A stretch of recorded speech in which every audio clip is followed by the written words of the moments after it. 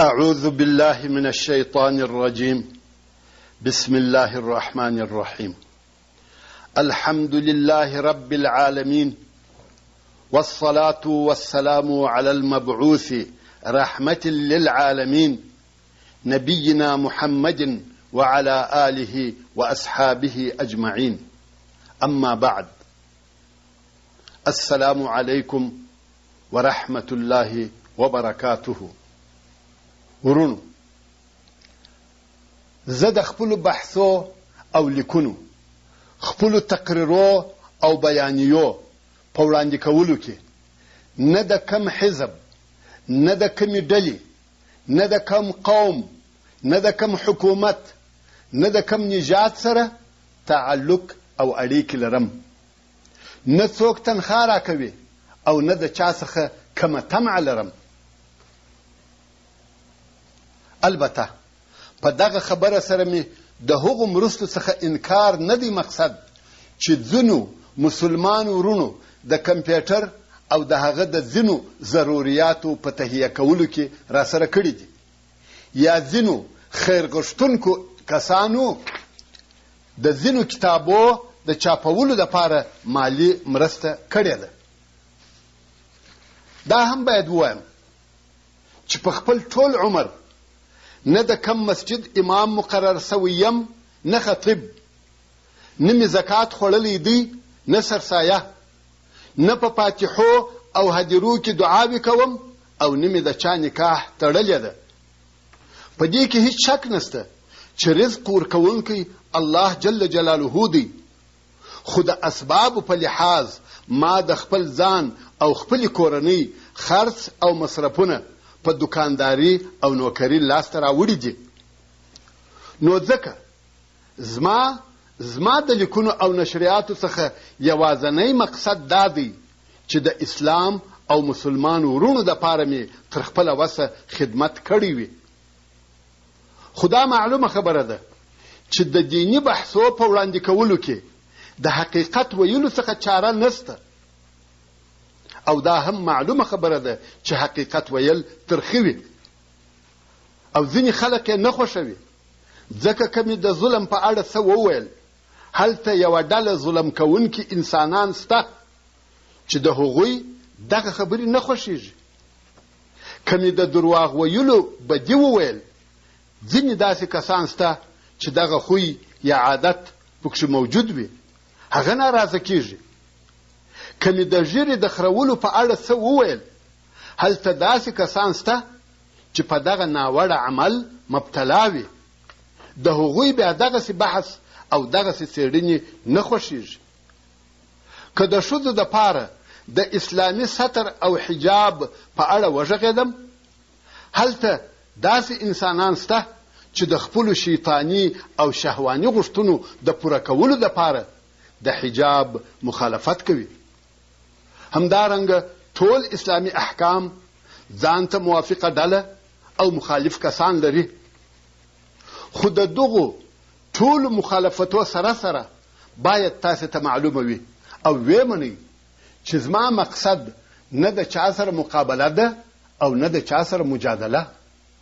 زه نه څوک وهلی سم، نه یې د اسلامي او شرعي قانون په عملي کولو مجبوره کولی سم، او نه چاته د شرعي اعمالو پر مخالفت او پرېښولو جزا ورکولی سم. خو څونه چې زه پوهېږم، زما په فکر او ګمان کم غیر شرعي کارونه چې زموږ په ټولنه کې موجود دي، یا د اسلامي شریعت څخه ځینې مخالفتونه کیږي، تر ډېره حده د هغو د کولو او رواجولو سبب د عامو خلقو بېخبرتیا ده.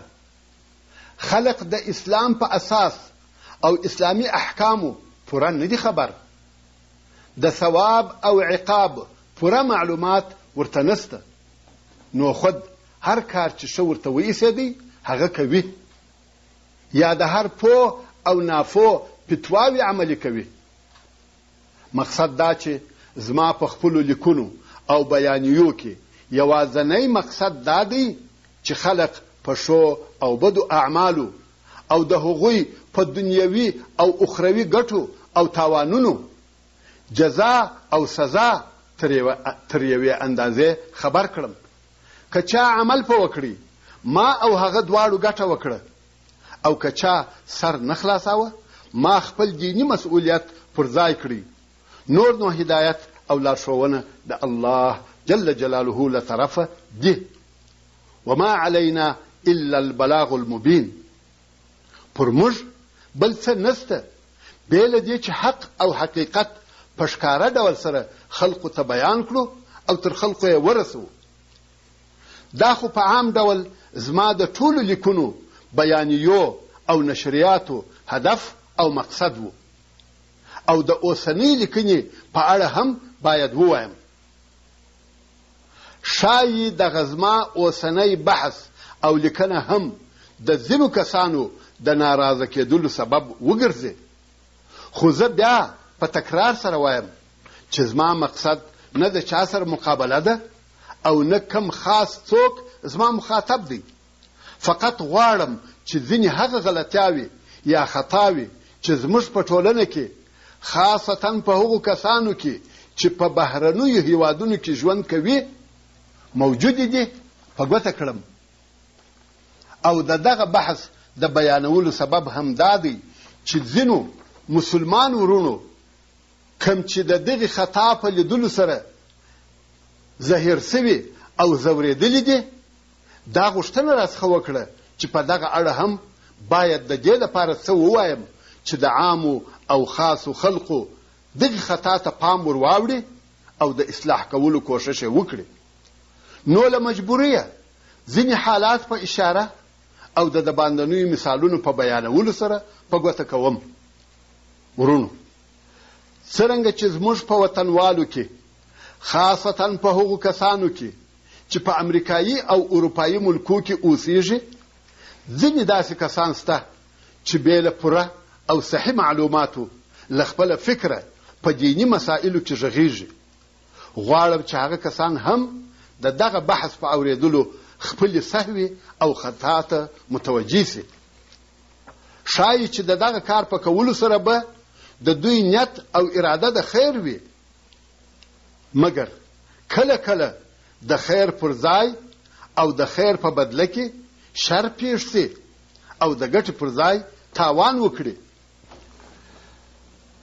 لکه څرنګه چې په دنیوي امورو او کارو کې هر کسب او هر فن ځان ته پوهان او ماهران لري. د نجار کار بنا نسی کولای او د بنا کار خیاط نسی کولای. د چا چې سترګې خوږیږي د هډوکو ډاکټر ته نه ورځي او د زړه ناروغه د غاښو ډاکټر ته مراجعه نه کوي او داسې نور. نو دا څنګه کېدلی سي چې په دینی او عقیدوي مسایلو کې دي داسې کسان وغږیږي چې په دغه لار کې دي خاص تعلیم نه وي کړی او د دغه علومو ماهران دي نه وي.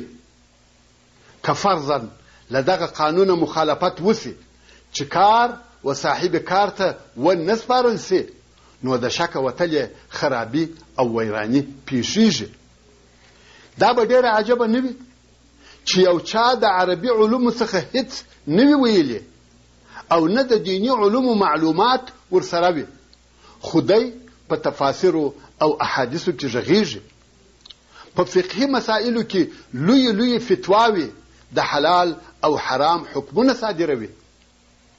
زما مقصد دا دی چې هر کار دی د هغه کار ماهرینو ته پرېښول سي، خاصتا هغه کار چې په دین او عقیده پورې اړه لري. نو په نتیجه کې به دواړه طرفه ګټه حاصله کړي.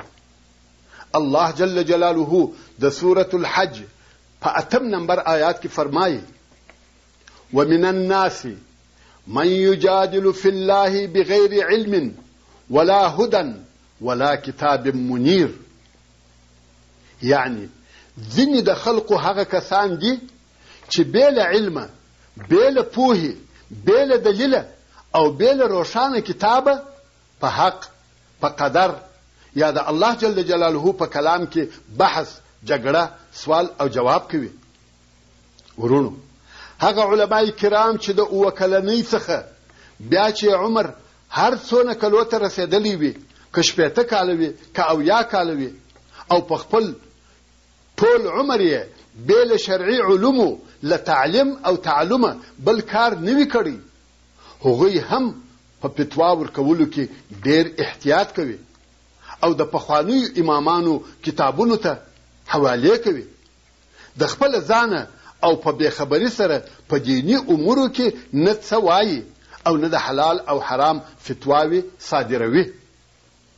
مګر هغه کسان چې نه یې صرف ویلي وي، نه نحوه، نه یې معانی ویلي وي، نه عقاید، نه یې فقه ویلي وي، نه اصول الفقه، نه یې احادیث ویلي وي، نه علم الاحادیث، نه په تفسیر پوهیږي او نه په ناسخ او منسوخ، فقط څو اصطلاحي کلمې یې د علم الحدیث څخه زده کړي وي او ځان ته محدث او مجتهد وایي.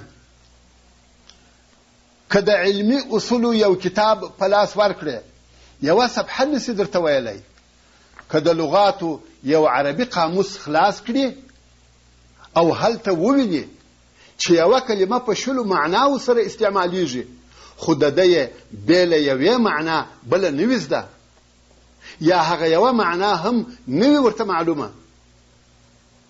که دې د یوه آیات د ترجمې پوښتنه ځینې وکړه، بې له پښتو یا فارسي یا اردو تفسیره یې نسي ترجمه کولی.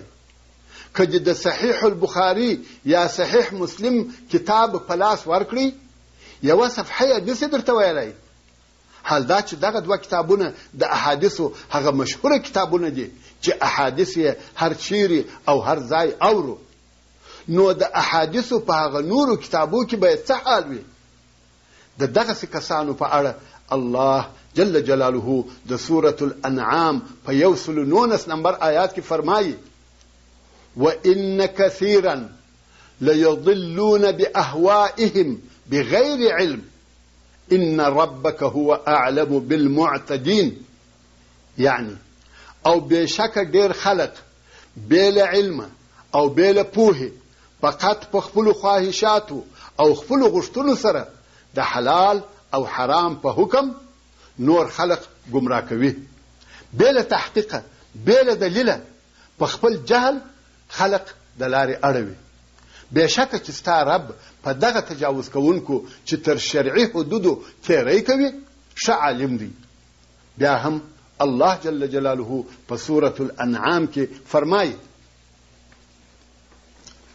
فمن أظلم ممن افترى على الله كذبا ليضل الناس بغير علم إن الله لا يهدي القوم الظالمين. یعنی نو څوک تر هغه چا ډیر ظالم دی چې پر الله جل جلاله درواغ وایي او دغه درواغ هم د دې دپاره پورې تړي چې خلق بې له علمه او بې له تحقیقه د سمې لارې څخه واړوي. بېشکه چې الله جل جلاله د ظالمانو قوم یا ډلې ته هدایت نه کوي. ورونو، د دغسې کسانو دپاره چې پوره علم او معلومات نه لري، زما مشوره دا ده د دې پر ځای چې ځان مفتی او معلم وبولي، د ځان څخه د طالب العلم جوړ کړي چې په دغه کار سره به د دنیا او آخرت ثوابونه حاصل کړي او نورو ته به یې هم ګټه ورسیږي. ورونو، د هغه چا د وعظ او نصیحت، د فقهي مسائلو او تفسیر د بیانولو څخه څوک څه نفع حاصلولی سي چې د شرعي علومو معلومات یې په هغه اندازه سره وي چې د مخه درته بیان سوه، او پر هغه سربیره د باندنۍ قیافه یې خرولې یا غچکړې ژیره، دریشي، نیکټایي او د بوټو سره په مسجد کې ناست وي، خو بیا هم خلقو ته تفسیر یا فقهي مسئلې بیانوي. هو، دا صحیح ده چې زموږ په وطن کې ځینې کسان مامورین یا ځینې یې معلمین وه، کله چې د تقاعد سن ته ورسېده یا په بهرنیو ملکونو کې کار کولو ته ضرورت نه لري، نو د فارغه وخت درلودلو په سبب ځینې پښتو، فارسی او اردو کتابونه لولي یا یې مطالعه کوي او بیا په تفاسیرو، احادیثو او فقهي فتواو کې داسې غږیږي لکه د چې ټول عمر د دیني علومو په حاصلولو کې تیر کړی وي. خیر، د خلقو پر علمي استعداد یا د باندنۍ قیافه به نوره تفسیره نه کوم، ځکه زما مقصد د اصلاح راوستل دي، نه اعتراض کول. او خلق دې د دغه ترخه حقیقت په بیانولو سره هم نه ناراضه کیږي، ځکه هغو کسانو لره چې خلقو ته د دوی دین بیانوي هم د علم درلودل ضروري دي او هم په هغه سره داسې عمل کول ضروري دي چې د ده د باندنۍ قیافه د ده پر علمیت او عمل کولو شاهدي ادا کړي. دا شیان وعلم ته شرط دي.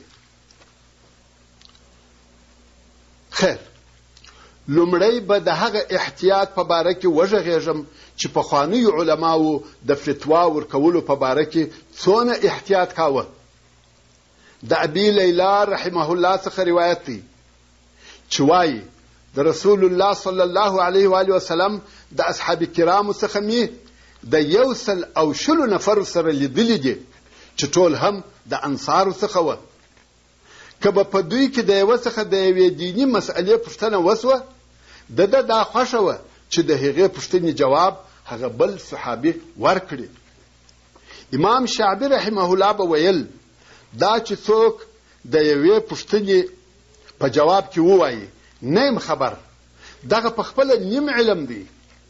همدارنګه امام شعبي رحمه الله ته د پوښتنې پر قسم داسې وویل سوه: کله چې به ستاسې علماو څخه د دیني مسئلو په اړه یو چا پوښتنه وکړه، تاسې څه کول؟ ده رحمه الله وویل د معلوماتو پر خاوند پیښ شوې، یعنی د داسې چا څخه دې دغه پوښتنه وکړه چې هغه په دغه اړه معلومات لري. نو شعبي رحمه الله وویل کله چې به د یوه عالمه څخه پوښتنه وسوه، ده به هغه خپل ملګري ته وویل، جواب یې ورکړه. هغه بل ملګري ته وویل، جواب یې ورکړه.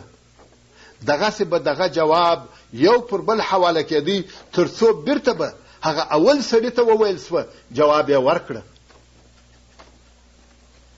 همدارنګه د لوی امامانو څخه یو امام وایي که زما سره دا بیره نه وای چې علم به ورک او ضایع سي، هیڅ چاته به مې فتوا نه وای ورکړې.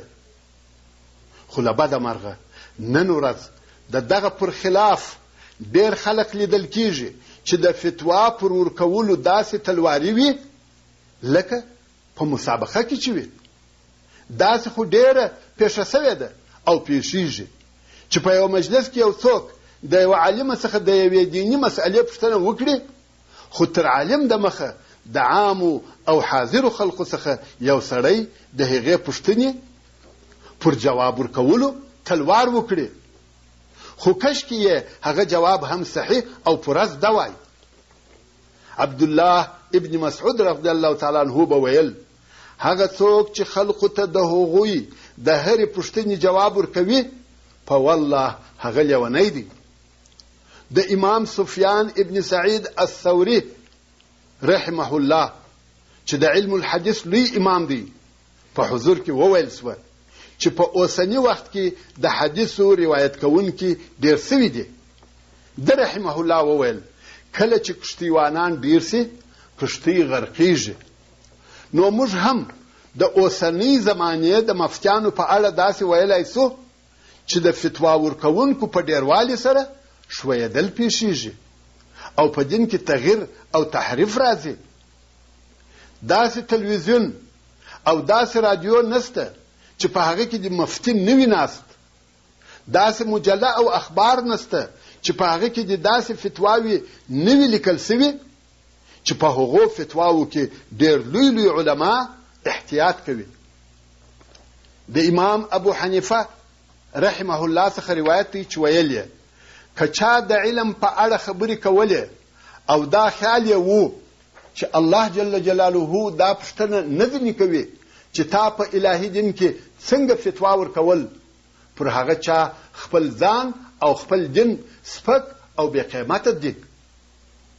عبدالله ابن عباس رضی الله تعالی عنهما وایي د یوې مسئلې په اړه به مې د رسول الله صلی الله علیه و آله وسلم د 10 اصحابو څخه پوښتنه کول.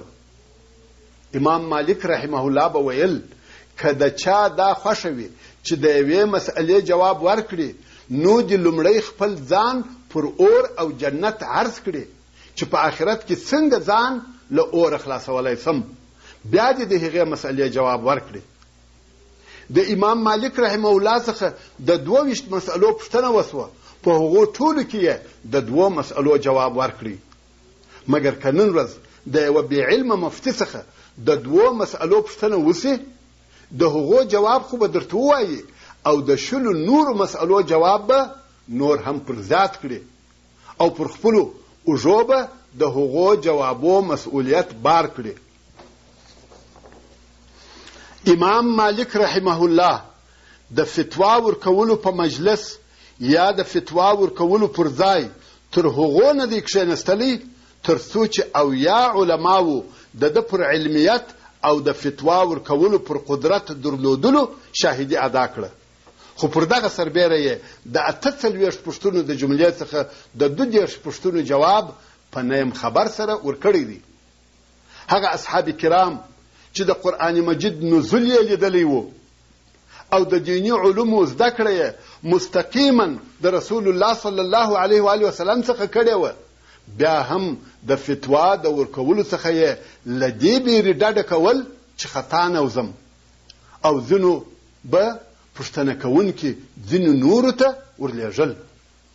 په هغه حدیث شریف کې چې امام مسلم یې د ابوالمنهال رضی الله تعالی عنه څخه روایتوي وایي ما د براء ابن عازب رضی الله تعالی عنه څخه د صرف یعنی سره زر په سرو یا سپینو زرو خرڅول یا سپین زر په سپینو یا سرو زرو خرڅول، نو وایي ما د براء ابن عازب رضی الله تعالی عنه څخه د صرف په اړه پوښتنه وکړه. هغه وویل د زید ابن ارقم څخه پوښتنه وکړه، هغه ډېر عالم دی.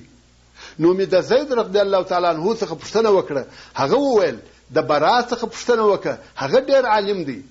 او بیا دواړو راته وویل چې رسول الله صلی الله علیه و آله وسلم له دغه کاره منع کړې ده چې سپین زر دې په سرو زرو په پور خرڅ کړل سي. کله چې د امام احمد ابن حنبل رحمه الله څخه پوښتنه وسوه چې د یوه سړي دپاره د څونه احادیثو په یادول او په هغو سره پوهېدل پکار دي چې د فتوا ورکولو وړ او لایق وګرځي، ده رحمه الله وویل هغه څوک چې 15 لکه احادیث یې په یاد وي د فتوا ورکولو وړ او لایق دی. د دغسې قسمه څخه نور هم ډېر روایتونه شته چې فتوا ورکول اسانه کار نه دی. خو له بده مرغه نن ورځ یوازې دا نه چې عام خلق، داسې خلق چې د دغه ذکر سوو علمي استعدادو څخه به هیڅ هم نه وي ورسره، بلکې په ځینو هیوادو کې ځینې دیني رسمي مؤسسې په ډېر جرأت سره داسې فتواوې صادروي چې ښایي په هغو فتواو سره خپلې دنیا او آخرت ته تاوان ورسوي. اوس به ځینې هغه فتواوې یا قولونه د مثال پر قسم سره بیان کړو چې د دغسې بېعلمه کسانو څخه صادریږي. په 1422 هجري قمري کال کې د ترکیې د دینی استشاراتو عالی مجلس داسې قرار صادر کړی چې ښځې کولی سي چې د جماعت په لمانځه کې د نارینه سره څنګ پر څنګ ودرېږي، چې د دغه قرار په واسطه د ترکیې د پارلمان یوه عضوه چې ښځه وه او نوم یې جونول سارای و، په انقره او د پارلمان په جامع مسجد کې د جمعې په لمانځه کې په داسې حال کې د نارینهو تر څنګ ودرېدل چې پتلون یې اغوستی و او سر یې په یوه ټوکره کې تړلی و، او هغه کسان چې په وروستنیو څپو کې د دغې ښځې تر شا وه یوې او بلې خواته د دې څخه تښتېدل. که موږ د دغه دیني استشاراتو د عالي مجلس قرار ته متوجه سو وبه وینو چې دا د مسیحیت د کنیسو تقلید دی، ځکه هلته هم ښځه د نارینه تر څنګ یا بغل ته درېږي. خو د ترکیې د دیني استشاراتو د عالي مجلس دغه قرار هغه وخت صادر سو چې په ترکیې کې د پارلمان د ریاست له طرفه یوه بله ښځه چې د پارلمان عضوه وه او نوم یې مروه کاواکاچي و، په دې سبب د پارلمان د ننوتلو څخه منع کړه چې حجاب یې کړی و یا یې سر په یوه ټوکره تړلی و. اوس نو تاسې ووایاست چې دغسې فتواوې ولې او د څه غرض او څه مقصد دپاره صادریږي. نورې هم داسې ډېرې ناوړه فتواوې شته چې اسلام او اسلامي علما د هغو څخه بري او بیزاره دي. مثلا په سودان کې یو نفر کوم چې د ترابي په نامه سره یادیږي او د حزب الامه مشر یا رهبر دی، دغه سړی چې نه فقهي استعداد لري نه فقهي شهادتنامه، څه موده مخکې یې یوه داسې فتوا صادره کړې وه چې ښځه په لمانځه کې د نارینه امامت کولی شي، او په هغه اخبار کې چې دغه فتوا نشر سوې وه او ما په خپله ولیدی د فتوا تر څنګ یو عکس یا تصویر هم موجود و چې په هغه کې یوه ښځه د جماعت په لمانځه کې د مخه وه او تر شا ښځې او نارینه ګډ وډ پسې ولاړ وه.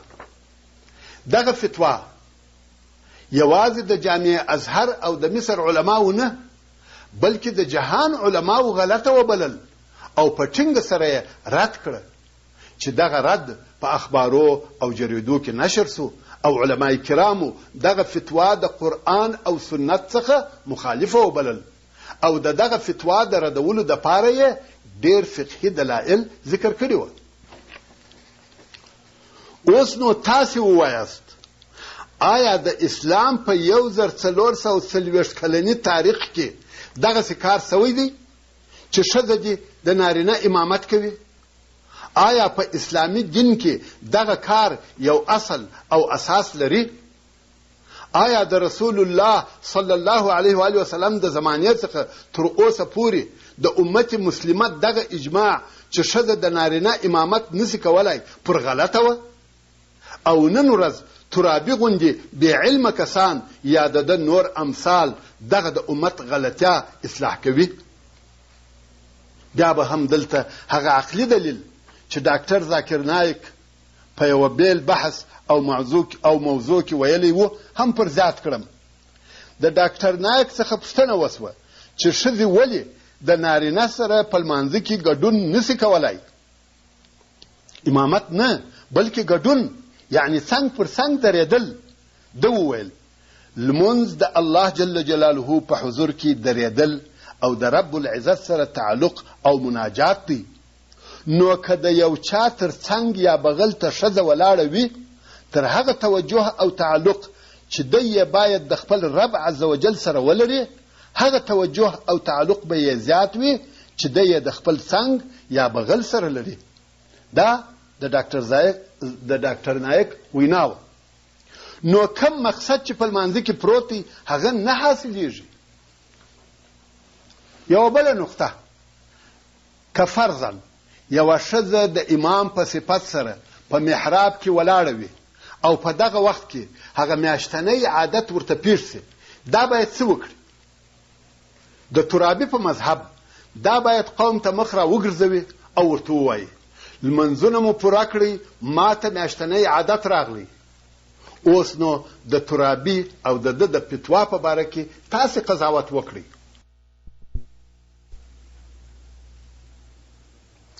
سبحان ربك رب العزة عما يصفون وسلام على المرسلين والحمد لله رب العالمين. وصلى الله تعالى على خير خلقه محمد وآله وأصحابه وأهل بيته أجمعين. والسلام عليكم ورحمة الله وبركاته.